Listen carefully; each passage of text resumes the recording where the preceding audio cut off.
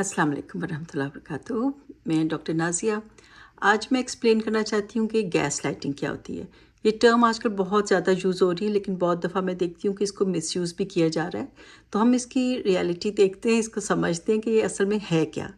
ठीक है, ये एक्चुअली जो है ना, ये एक टेक्निक है, एक टैक्टिक है जो कि टॉक्सिक पर्सन जो है वो यूज़ करता है।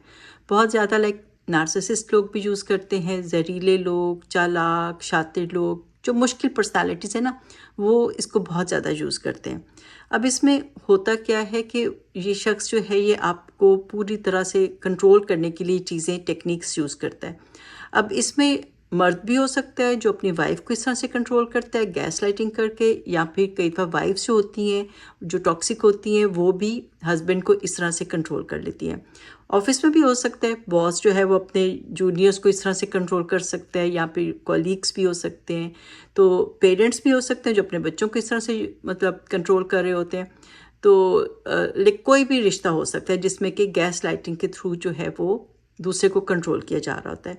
इसमें होता क्या है कि अगर जैसे चलिए हम ना एग्जांपल ले लेते हैं कि वाइफ जो है ना वो विक्टिम है और हस्बैंड जो है वो उसको कंट्रोल इस तरह से कर रहा है गैस लाइटिंग के साथ।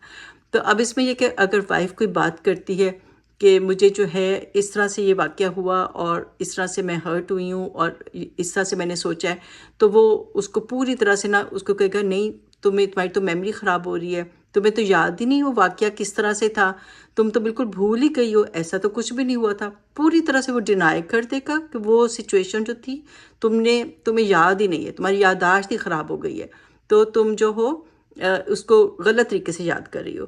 तो एक तो वो उसकी मेमोरी के ऊपर डाउट डाल देता है कि तुम्हारी याददाश्त ख़राब हो रही है, ठीक है। फिर दूसरी बात ये है कि उसको अगर वो कहती है कि उस वक्त मैं इस तरह से हर्ट हुई हूँ, इस तरह से सिचुएशन हो गई थी, तो वो कहेंगे कि नहीं, तुम्हारी सैनिटी ख़राब है, तुम्हें समझ बूझ ही नहीं आई, तुम्हें ठीक से समझ ही नहीं आई उस सिचुएशन की। तो उसकी अक्ल के ऊपर जो है ना वो वार करता है। एक तो उसने उसकी याददाश्त के ऊपर वार किया पहले, फिर उसने उसकी अक्ल के ऊपर काम किया कि तुम्हें तो समझ ही नहीं आई, तुम तो बेवकूफ़ हो, इस तरह से वो उसको इम्प्लाई करता है। चाहे वो वर्ड्स ये वाले यूज़ ना भी करे, लेकिन वो ये इम्प्लाई कर रहा होता है कि तुम तो बेवकूफ़ हो, तुम्हें तो अक्ल ही नहीं है, तुम्हें तो समझ ही कुछ नहीं है, तुम्हें तो बात की परसेप्शन ही ठीक नहीं हुई तुम्हारे से।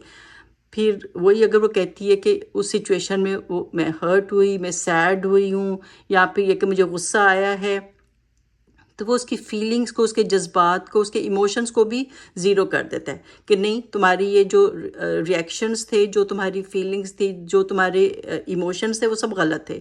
तो ठीक है, याददाश्त को उसने गलत कर दिया, उसकी सैनिटी को उसने ज़ीरो बना दिया, उसकी फीलिंग्स को, उसके जज्बात को ज़ीरो बना दिया, और उसको इस तरह की बातें करके नहीं, तुम तो बहुत ही सेंसिटिव हो, तुम इस तरह से तुमने ओवर रिएक्ट किया है, वो सिचुएशन तो ऐसी नहीं थी, तो तुम बहुत ही ज़्यादा गुस्सा कर रही हो, बहुत ज़्यादा जो है तुम उस सिचुएशन में जो है तुम रोने धोने लग गई हो, सैड हो रही हो, which is very wrong, which is over reaction है, ओवर सेंसिटिव हो।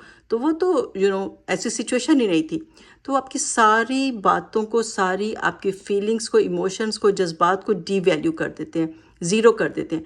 इतना ज़्यादा वो आपको डीवैल्यू करते हैं कि आप भी अपने बारे में डाउट करने लग जाते हो। आपको लगता है ओ मे बी मैं ही गलत हूँ, मैं ही ओवर रिएक्ट कर रही हूँ, वाकई इतने गुस्से वाली बात नहीं थी जो मैंने इतना गुस्सा कर दिया, मे बी इतना ज़्यादा मुझे रिएक्ट नहीं करना चाहिए था, इतना मुझे उदास नहीं होना चाहिए था, इसमें रोने वाली कौन सी बात थी।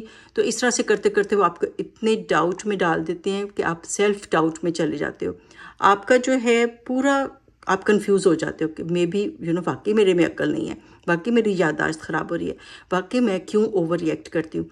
तो आप पूरे कंफ्यूज हो जाते हो, आपको एंग्जाइटी रहने लग जाती है कि पता नहीं, मुझे तो सिचुएशंस की समझ ही नहीं आती है, पता नहीं, मैं तो हैंडल ही नहीं कर पाती हूँ, मैं वाकई बहुत बेवकूफ़ हो गई हूँ। तो आप बहुत एंग्जाइटी में रहने लगते हो, कंफ्यूज रहने लगते हो कि मैं क्या हूँ। आपको अपना ही सैनिटी पे, अपनी रियलिटी के ऊपर जो है, अपनी हकीकत के ऊपर डाउट होने लग जाता है। सारा आपका सेल्फ कॉन्फिडेंस ख़त्म हो जाता है। मे बी आप, अगर हम मियाँ बीवी की बात कर रहे हैं, शादी से पहले बहुत कॉन्फिडेंट थे, बहुत ज़्यादा हैप्पी पर्सनालिटी और चर्पी चर्पी थे, लेकिन अब जो है आप बिल्कुल मुरझाए हुए, बिल्कुल ही कंफ्यूज, क्या बात करूं, पता नहीं, मुझे तो बातों की समझ ही नहीं आती है। तो पूरी तरह से आप कंफ्यूज हो जाते, पूरा कॉन्फिडेंस आपका जो था वो ख़त्म हो गया। तो क्यों करते हैं ये जहरीले लोग, टॉक्सिक लोग इस तरह से क्यों करते हैं? ताकि वो اگلے کو پوری طرح اپنے کنٹرول میں لے لیں. اس کا ان کو یہ فائدہ ہوتا ہے کہ وہ اگلے کو پوری طرح کنٹرول کر لیتے ہیں اور پوری طرح سے اس کو جو ہے اپنے اوپر ڈیپینڈنٹ بنا لیتے ہیں. اب وہ جو ہے جو وکٹم ہے وہ پوری طرح ان کے قید میں آ جاتا ہے، پوری طرح ان کے کنٹرول میں آ جاتا ہے اور وہ جو ہے اس چیز کو انجوائے کرتے ہیں.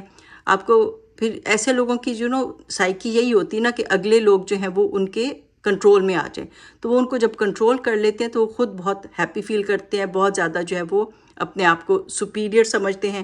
اور جیسے نارسسسٹ تو ہوتے بھی اپنے آپ کو گرینڈیوس ہوتے ہیں، اپنے آپ کو بہت زیادہ سپر سمجھتے ہیں، اگلے کو حقیر سمجھتے ہیں، تو وہ بہت خود کو اچھا فیل کرتے ہیں اور ایک طرح سے اگلے کو اپنا کٹ پتلی بنا لیتے ہیں، غلام بنا لیتے ہیں. دیکھو نارمل لوگ جو ہوتے ہیں، جو میاں بیوی ہوتے ہیں فار ایگزامپل، تو ان میں جو ہے نارمل ریلیشن شپ کیا ہوتا ہے کہ کبھی دونوں ایک دوسرے کی بات سنتے ہیں، ڈفرینس آف اوپینین ہوتا ہے تو رسپیکٹ کے ساتھ اس کو اس کا نتیجے میں پہنچتے ہیں، چیزوں کو سالو کرتے ہیں، سولوشن میں لاتے ہیں.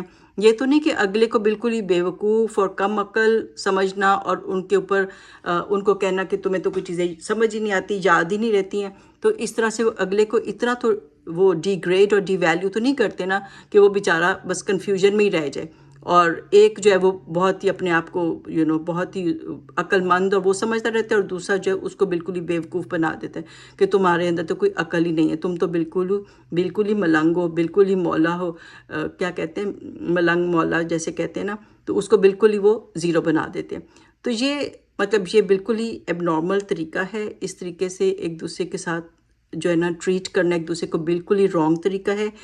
نارمل ہیلدی ویز ڈھونڈنے چاہیے کس طرح سے میاں بیوی آپس میں رسپیکٹ کریں، یا باس جو ہے وہ کولیگس کو کس طرح سے سکھائے، پیرنٹس کس طرح سے بچوں کو ٹریٹ کریں. نارمل طریقہ ہوتا ہے کہ ہر کوئی جو ہے ایک دوسرے کی رسپیکٹ کرے، ایک دوسرے کی بات کی رسپیکٹ دے، اور یہ کہ اگر ڈفرینس آف اوپینین بھی ہے تو اس کو جو ہے اچھے سے سالو کرے. آپ کہہ دو کہ ہم ایگری کرتے ہیں ڈس ایگریمنٹ کو، ٹھیک ہے ہمارے پوائنٹ آف ویو ڈفرینٹ ہے لیکن ہم رسپیکٹ کرتے ہیں ایک دوسرے کے پوائنٹ آف ویو کو، ایک دوسرے کے ساتھ یہ ایگری کر رہے ہیں کہ ٹھیک ہے تمہارا بھی پوائنٹ ٹھیک ہے، میرا بھی پوائنٹ ٹھیک ہے، لیکن دونوں مختلف زاویے ہیں، مختلف اینگلز ہیں جس سے ہم ایک سچویشن کو دیکھ رہے ہیں.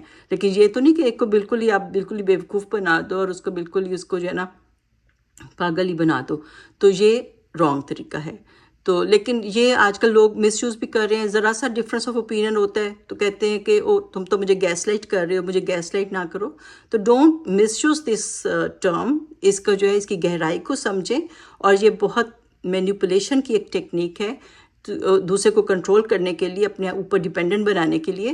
تو لیکن اس کو جو ہے مس یوز نہ کریں اور اس کی گہرائی کو اور اس کو جو ہے پورے طریقے سے سمجھیں. تو آئی ہوپ یہ پوائنٹس آپ کو سمجھ آگے ہوں گے، اور آپ اگر خود کر رہے ہیں کسی کو گیس لائٹ تو آپ نہیں کریں گے. کسی کو بیوقوف یا کم عقل نہ کہیں، اور ہر ایک کی رسپیکٹ کریں، ہر ایک کے پوائنٹ آف ویو کے اس کے شوز میں جا کے اس کی ڈیپتھ کو سمجھنے کی کوشش کریں. چلیں جی، ٹیک کیئر. نیکسٹ ویڈیو تک اللہ حافظ.